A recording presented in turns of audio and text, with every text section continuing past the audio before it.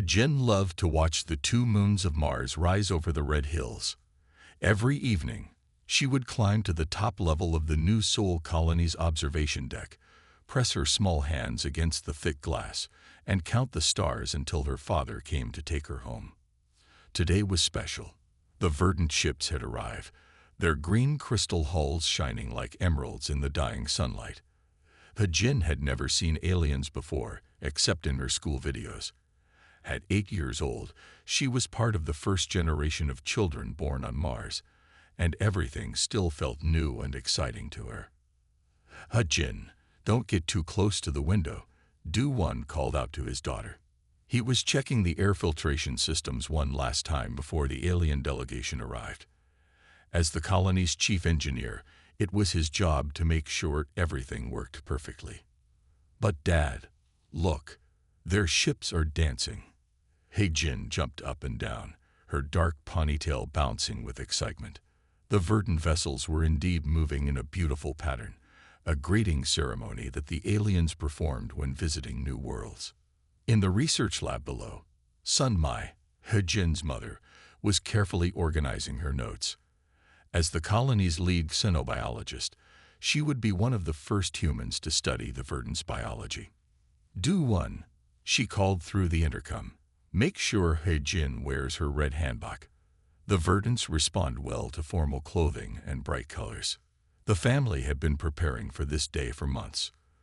The verdants were the third alien species to make contact with humans, and the first to offer trade agreements. Their technology could help the Mars colonies grow faster, and in return, they wanted to learn about human art and music. Hejin twirled in her traditional Korean dress, the red silk catching the light. Mom says the verdants look like tall trees that can walk and talk. Is that true, Dad? Do-won smiled, adjusting his daughter's collar. They're a bit like that. But remember what we talked about. No running up to them, no touching without permission, and always stay close to me or Mom. The colony's main hall was filling with people. Everyone wanted to see the aliens. Hejin held her father's hand tightly as they walked down to meet Sunme.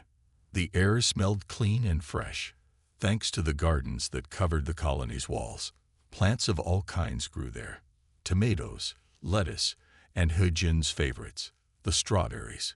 Look, Hejin, Sunme pointed to a small pin on her daughter's dress. This translator will help you understand what the verdants say. But let the grown-ups do the talking first, okay? Hejin nodded seriously, though her eyes sparkled with excitement. She had so many questions ready. Did the verdants have children too? Could they really make flowers grow just by singing to them? Did they like strawberries? The colony's main doors began to open with a soft hiss.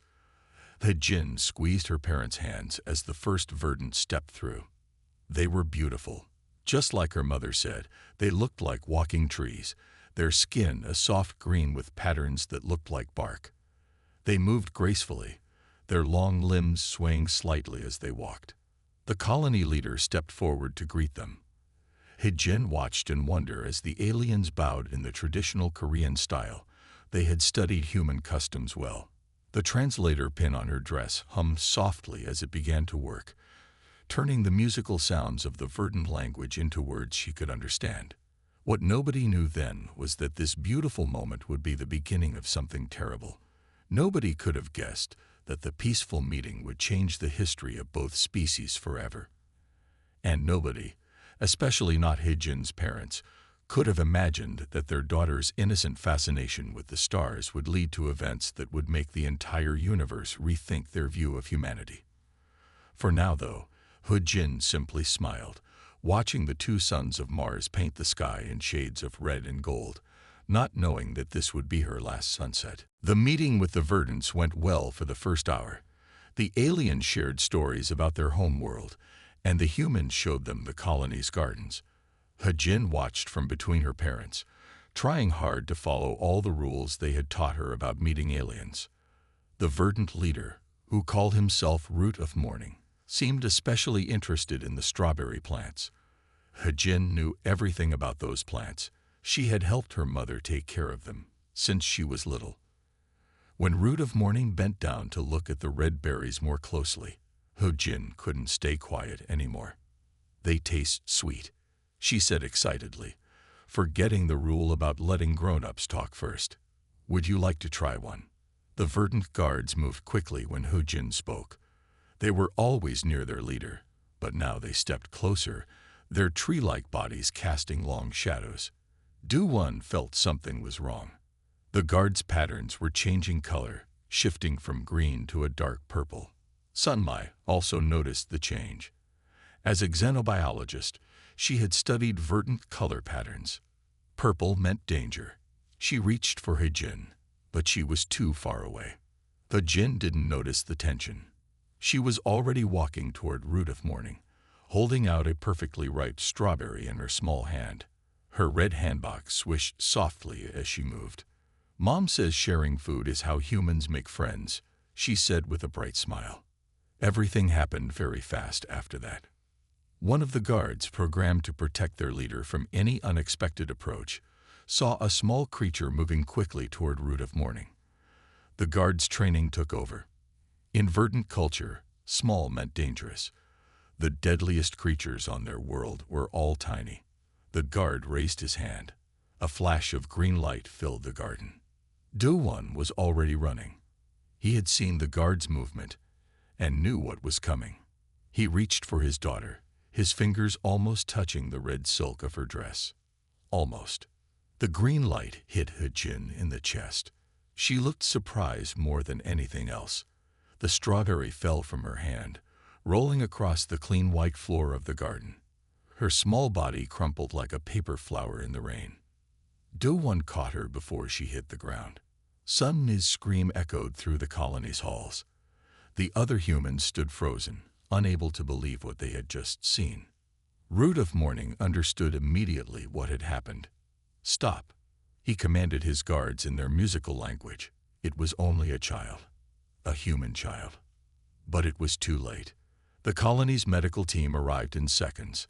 They tried everything they could, using the most advanced medical technology Earth had created. But the verdant weapon had been designed to stop threats quickly. Ho-Jin never opened her eyes again. The verdants tried to explain. In their culture, children were kept away from all official meetings. They had no way of knowing that humans let their young ones move freely. The guard had followed his training, protecting his leader from what he thought was a threat. None of that mattered to Do-Won and Sunma. Nothing could matter anymore. Their daughter, who had never known Earth but loved the stars, who had helped grow strawberries on Mars and dreamed of meeting aliens, was gone. The verdant delegation was quickly moved to a secure area. Messages were sent to Earth. The colony's leaders tried to maintain order, but everyone could feel something huge and terrible building. Because there was one thing the verdants didn't understand yet. Humans had rules too, and the most important one, the one written in their DNA since the beginning of their species, was simple. You don't hurt our children. In the garden, a single strawberry lay on the white floor, its red color as bright as Ho-Jin's handbok had been. Above Mars, the stars continued to shine, unaware that they were about to witness humanity's response to an unforgivable act. 3 days passed after Ho-Jin's death. The verdants waited nervously in their ships, now moved to a safe orbit around Mars. They expected human warships to arrive at any moment, but nothing came. 5 days passed, then 7, then 10. Earth's response to their messages was polite but short. "We understand this was a cultural misunderstanding. We need time to consider the appropriate response." The verdant leaders began to relax. Perhaps humans were not the warriors some alien species claimed them to be. Perhaps they truly did understand that accidents happened. But in a secret base beneath the Pacific Ocean, Admiral Jiho sat in a dimly lit room, watching screens that covered every wall. Each screen showed a different Earth warship getting ready. These ships had been hidden from alien eyes for decades, waiting for a moment just like this. "Status report," Jiho said quietly. His dark eyes never left the screens. "All ships report ready, Admiral," his assistant replied. "The new stealth systems are working perfectly. No alien sensors can detect them. Jaiho nodded slowly. In the days since the incident, he had watched the recording of Hojin's death exactly once. That was all he needed. Like every other human who had seen it, the image was burned into his memory forever. The Verdants had made 3 mistakes. First, they had killed a child. Second, they had assumed Earth's silence meant weakness. Third, and most dangerous of all, they had forgotten to study human history. If they had studied it, they would have known what Earth's silence really meant. In orbit around Jupiter, far from any alien sensors, Captain Taiyang was training her crew. Her ship, the HFY Remembrance, was the newest and most powerful vessel in Earth's hidden fleet. Its weapons could hit targets from farther away than any alien ship could detect. Again, she ordered, watching her crew practice their attack patterns. Faster this time. When the order comes, we will have only one chance to get this right. Her crew didn't complain. They had all seen the recording too. Many of them had children of their own back on Earth. They trained until their movements were perfect, then trained some more. In Geneva, the Earth Defense Council met in secret. They had already made their decision, but everything had to be perfect before they acted. Representatives from every nation sat around a large table, reviewing the plan one final time. The Verdants have 3 major outposts in our solar system. The council leader said, all 3 must be taken at exactly the same time. If even one ship escapes, our message will be weakened. Do-1 and Sunmai had been moved to Earth. They sat in a quiet room in a military base, surrounded by people who wanted to help but didn't know what to say. How do you comfort parents who have lost their only child to an alien's mistake? But Do-1 noticed something strange. The military officers around them didn't seem sad. They seemed focused, ready. When they looked at him and Sunmai, their eyes held not just sympathy, but promise.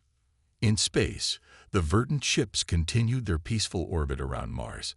Their leaders sent messages home saying that the humans had accepted their apology. Some even laughed about how worried they had been. They didn't notice that human ships had stopped visiting their outposts.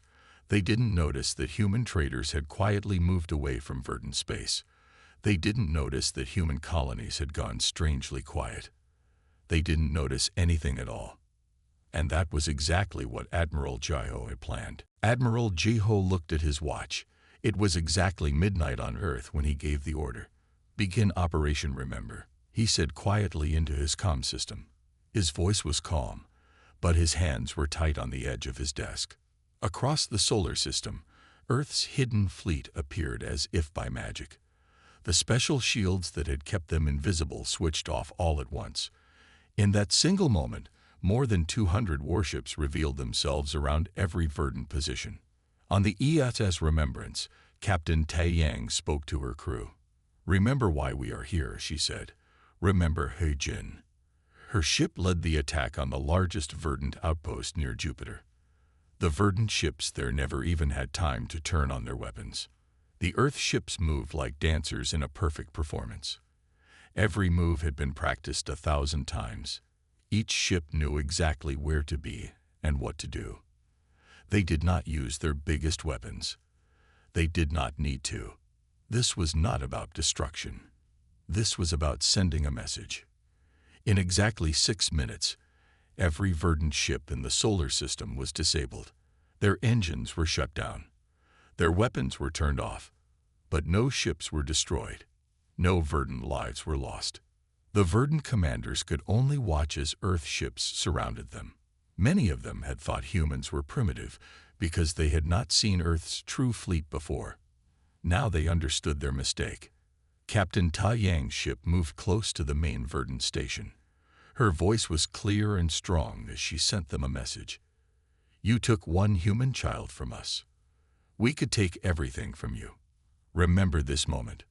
On Mars, the Verdant ships that had been orbiting peacefully found themselves trapped in Earth's gravity nets. These special nets were something humans had invented but kept secret. The Verdants had never seen anything like them before. Admiral Jiho opened a channel to all verdant ships and stations. He spoke slowly and clearly so there could be no misunderstanding. Your ships are now under our control. Your weapons cannot work. Your engines cannot run. But you are safe. We want you to live. We want you to remember. We want you to tell others what happened here. In their ships, the verdants watched their screens with fear and wonder. Earth's fleet was more advanced than anything they had imagined. The humans had weapons they had never seen before. But most scary of all was how careful and exact the humans were. This was not the chaos of anger. This was the precision of justice. Du-Wan and Sun-Mai watched it all happen on screens in their room on Earth. They saw how Earth's ships moved like shadows. They saw how easily the mighty verdant fleet was stopped. They saw how their world had been preparing for this day without telling anyone. In the quiet room on his command base, Admiral Jiho sent one final message to the verdant homeworld. He sent them the recording of He-Jin's last moments. He sent them videos of Earth's fleet appearing from nowhere. He sent them pictures of their defeated ships. Then he sent them the words that would echo across the galaxy. This is what happens when you harm a human child. We could have destroyed you. Instead, we chose to teach you. Now you must choose what happens next. Remember He-Jin. Remember Earth. And remember that we are always watching. The verdants had thought Earth's silence meant weakness. Now they understood. Earth's silence had been the quiet of a teacher preparing a lesson that would never be forgotten. 3 days after Earth's fleet disabled the verdant ships, Ambassador Yoon-hee stood before the Galactic Council. She was a small woman with gray hair and kind eyes, but when she spoke, her voice filled the enormous chamber. Every alien species had sent representatives to hear Earth's message.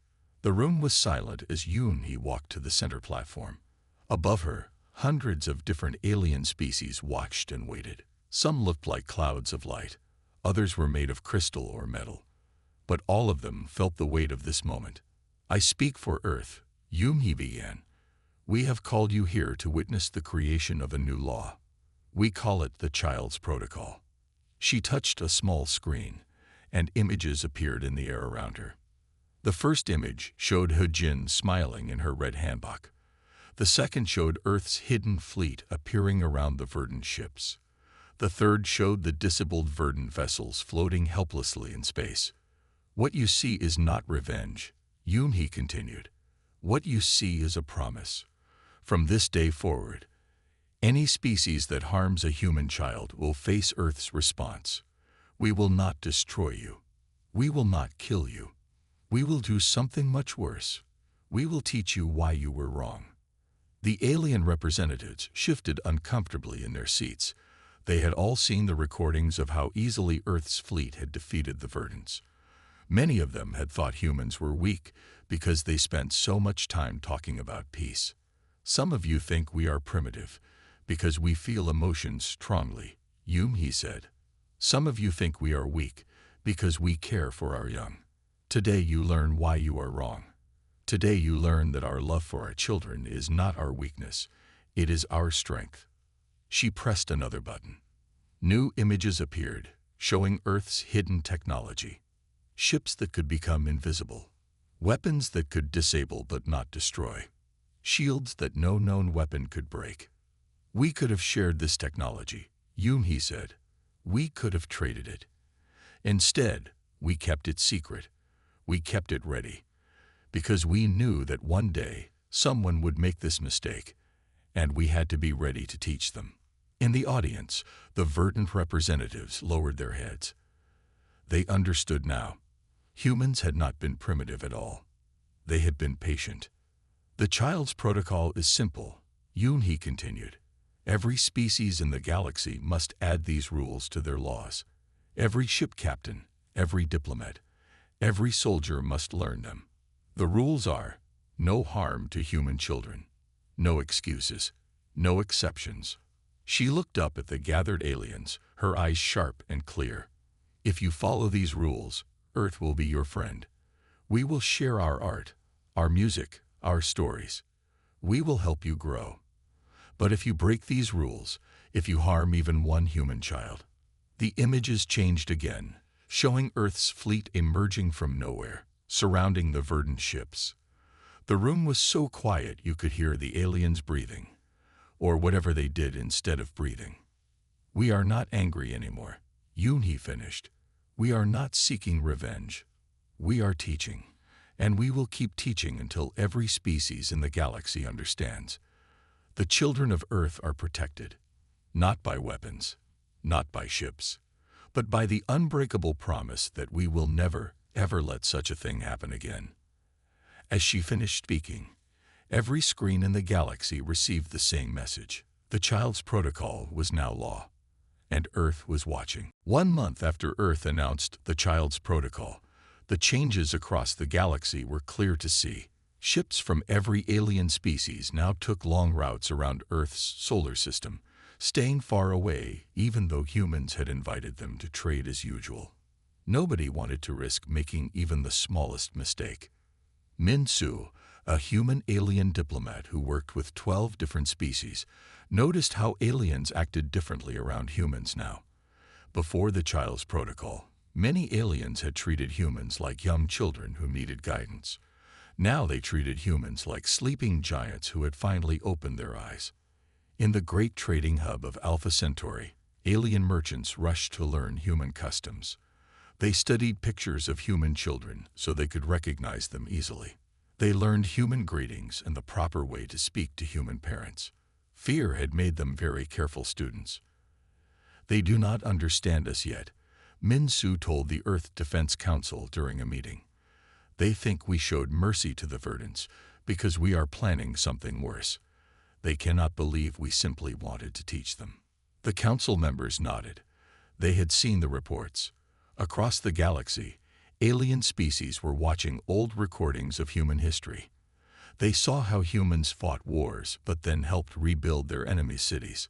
They saw how humans could be both fierce fighters and gentle teachers. It confused them. On the verdant homeworld, things had changed the most. The guard who had shot Jin had given up his position and now worked teaching other verdants about human culture. He had not been punished by humans. His own guilt was punishment enough. Every day, he taught others about his terrible mistake so they would not repeat it. The verdant leaders had expected humans to demand money or technology as payment for their mistake. Instead, humans only asked them to build schools. "Learn about us," Ambassador Yoon-hee had told them. "Learn why we value our children so much. Learn why we chose to teach instead of destroy." In deep space, alien scientists discovered something that frightened them even more than Earth's fleet. They found out that humans had been hiding their true technology for hundreds of years. Every time aliens thought they knew how advanced humans were, they found out humans were actually far ahead. "How did we not see this?" An alien leader asked during a secret meeting. "How did we think they were primitive when they were so powerful?" Another alien answered, "Because they wanted us to think that. They were testing us." And the verdants failed the test. Trade across the galaxy changed too. Every ship now carried special transmitters that would identify any human children on board.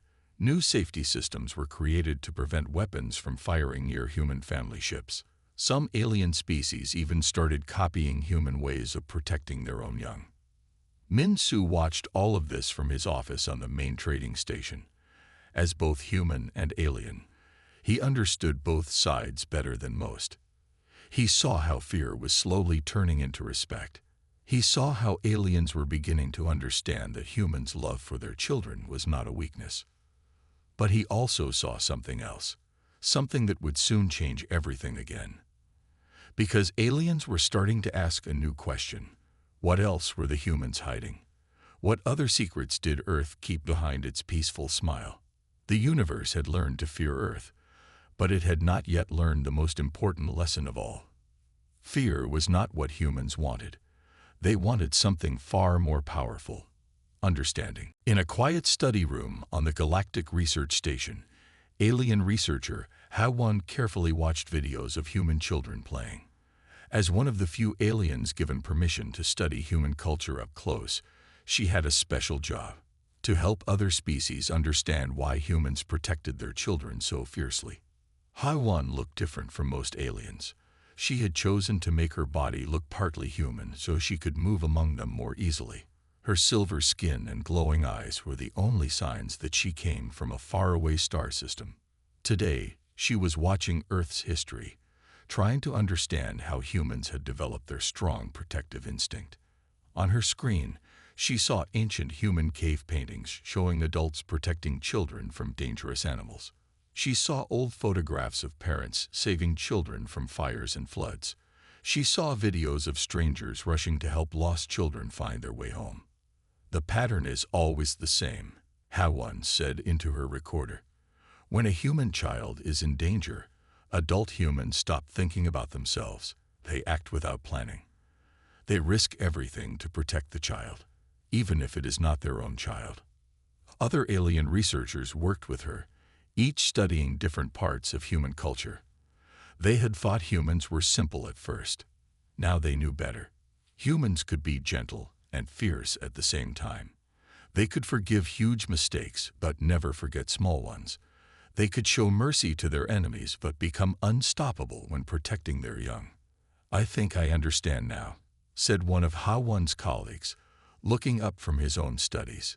"Humans are not like us. We protect our young because it is logical. They are our future. Humans protect their young because they cannot do anything else. It is written in their very beings." HFY nodded. She had seen something else too, something that made humans even more interesting. When humans protected children, they did not care what species the child was from. In her research, she had found stories of humans saving alien children during space accidents. They acted the same way they would for human children, without thinking, without hesitation. She wrote in her report, "The thing that makes humans different is not their technology or their strength.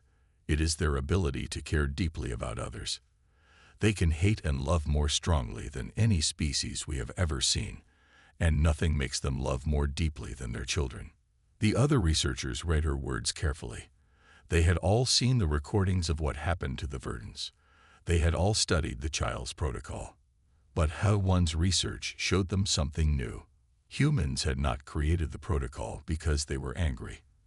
They had created it because they wanted to teach the galaxy how to care for all children, human and alien alike. In her private notes, HFY wrote something she had not told the others yet. She had discovered that humans were starting to change the galaxy in an unexpected way. Other species were learning from them. They were beginning to feel more deeply about their own children. They were starting to understand why humans acted the way they did. "Perhaps," she wrote, "this was Earth's plan all along, not to make us fear them, but to teach us how to love as they do." The Verdant incident was not just a lesson about human strength. It was a lesson about human hearts. As she finished writing, HFY looked at a picture on her desk. It showed Hejin in her red handbag, smiling at the camera. One small child whose death had changed the galaxy. But perhaps, HFY thought, her death would lead to something no one expected. A universe where all children, from all species, were protected as fiercely as human children. 6 months after the child's protocol was announced, Earth made it official. In a ceremony attended by representatives from every known alien species, they renamed it Hejin's Law. Do-Won and Sunmai stood quietly at the ceremony, watching as their daughter's name became part of galactic history. The new law was simple but powerful. Every spaceship had to carry special sensors that could detect children of any species. If a child was in danger, the nearest ships, no matter what species they belonged to, had to help. Earth had shared this technology freely, something that surprised many aliens who thought humans would keep it secret. On the Mars colony where Hejin had lived, they built a special garden. They planted strawberries there, just like the ones Hejin had tried to share with the Verdants.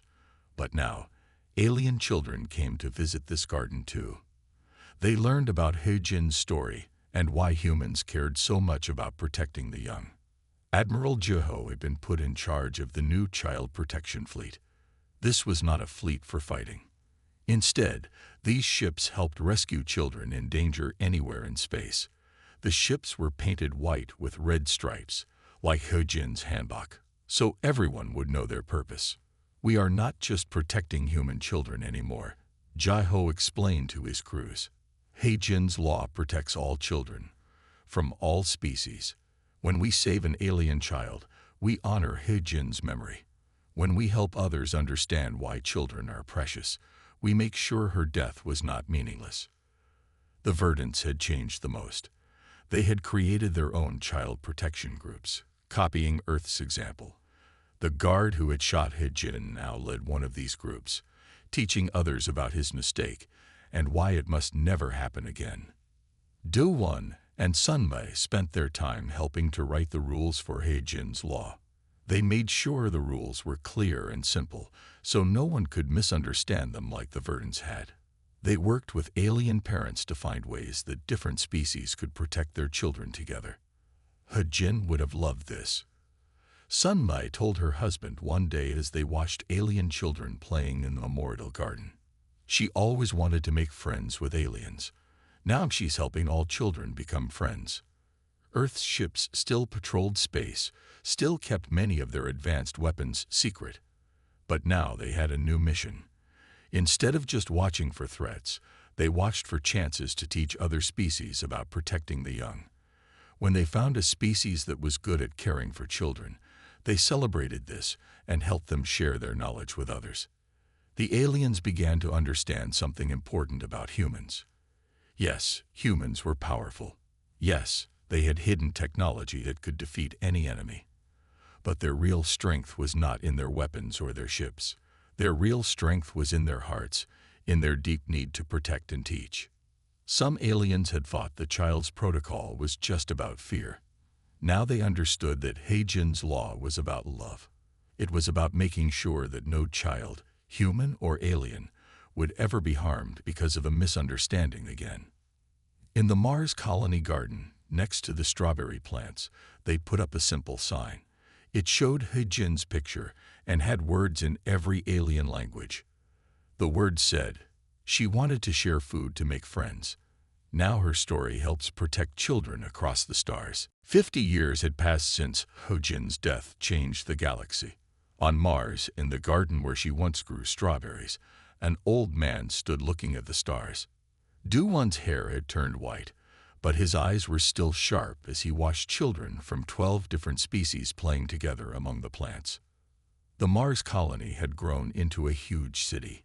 Alien families lived there now, their children going to school with human children. Nobody thought this was strange anymore. This was He-Jin's legacy. A universe where children of all species could grow up together without fear.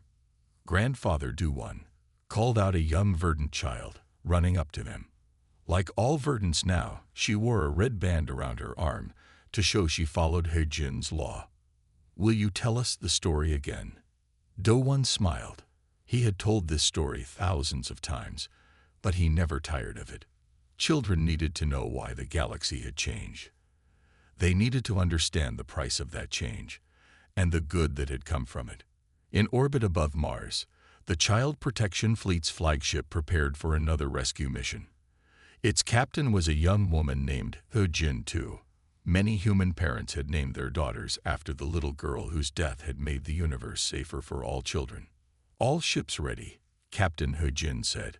We have reports of children trapped on a damaged ship near Alpha Centauri. Remember our mission. All children, all species, no exceptions. The rescue fleet wasn't just humans anymore. Verdant ships flew alongside Earth vessels, their crews working together to protect the young. Other alien species had joined too, each bringing their own special skills to the mission of keeping children safe. In the great libraries of Earth, alien scholars study human history. They had finally understood why humans had hidden their true strength for so long. Humans had been waiting, not for a chance to show their power, but for a chance to teach the galaxy a better way. Sun-Mei had passed away 5 years ago, but her work lived on. The rules she had helped write for He-Jin's law were now taught to every child in the galaxy. Even species that had once thought humans were weak now sent their children to Earth to learn about protecting the young. The old verdant guard who had made that terrible mistake was still alive. He had spent 50 years teaching others about what he had learned. Human strength, he would say, is not in their weapons. It is in their ability to turn tragedy into teaching, pain into protection. On Earth, in every major city, gardens like the one on Mars had been planted. Strawberries grew everywhere, reminding everyone of a little girl who had once tried to make friends with aliens by sharing fruit. The gardens had become places where children of all species came to learn about peace. Admiral Jeho's grandson now led Earth's fleet. The ships still carried powerful weapons, but they hadn't needed to use them in decades. The galaxy had learned its lesson well. No species ever harmed a child again, not because they feared Earth's response, but because they had learned to care the way humans did. As Du-1 finished telling the story one more time, he looked up at the stars. Somewhere out there, new species were still being discovered. But now, when Earth's ships met them, the first thing they shared wasn't technology or trade goods. The first thing they shared was He-Jin's story, and the simple truth it had taught the galaxy. The strength of any species isn't measured by its weapons or its wars. It's measured by how well it protects its children. All children, everywhere among the stars.